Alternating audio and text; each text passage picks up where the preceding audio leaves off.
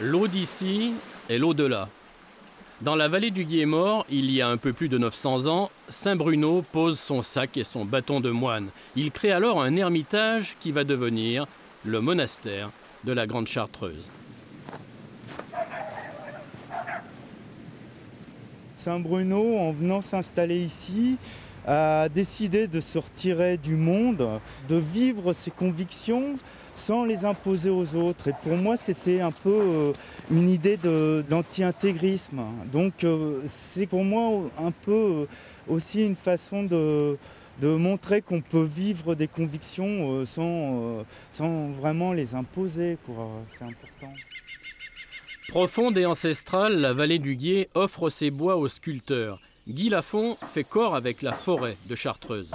Le bois, c'est un matériau qui est très riche dans le sens où c'est une structure fibrique. C'est un matériau qui est très solide et qui permet aussi de très grande finesse au niveau du travail. Les arbres, je trouve que ce sont des entités vraiment importantes. C'est pour moi les éléphants des végétaux.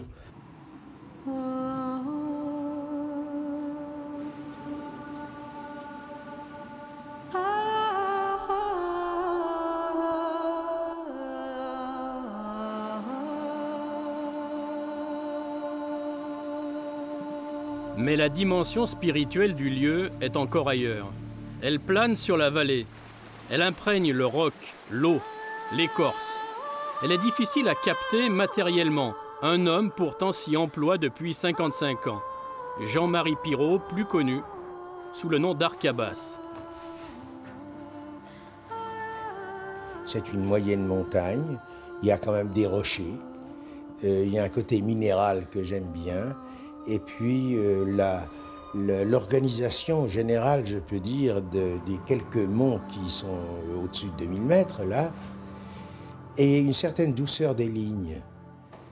Mais aussi autre chose, c'est que c'est bourré de sapins et que le soir, ou quand les gens en été viennent se rafraîchir en Chartreuse, à 5 heures du soir, quand les ombres s'allongent, il n'y a plus personne et il nous restitue le silence complet. Pourquoi? Parce que je suppose que le sapin, enfin l'aspect général de la Chartreuse revêt ce que Saint Bruno avait senti quand il est venu s'installer avec ses moines. Il y a un spirituel qui émane de l'ensemble du paysage, qui fait un peu fuir les gens. On n'est pas toujours prêt à s'affronter soi-même à n'importe quelle heure ou n'importe quel jour.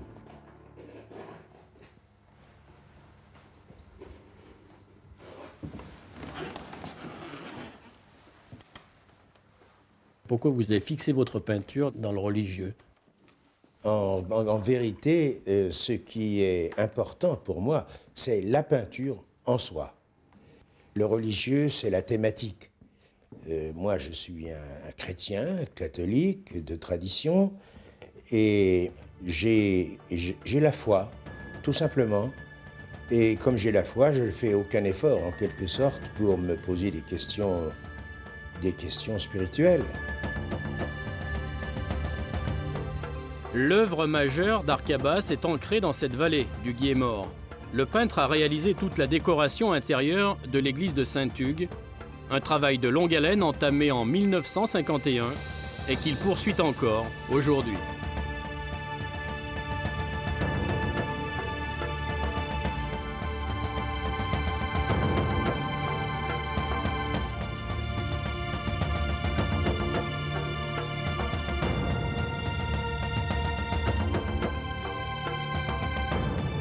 Le Guillemort prend vie sous les falaises, puis il dégringole dans la forêt, à portée de cloche du monastère, où même le travail est religieux.